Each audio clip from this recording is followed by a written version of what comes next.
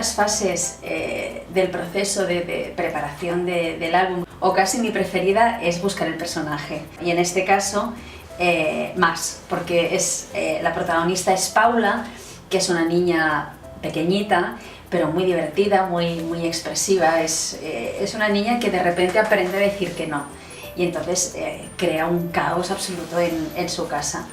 Y entonces, pues bueno, empezar a bocetar, empezar a buscar el personaje es una parte como muy agradecida del proceso.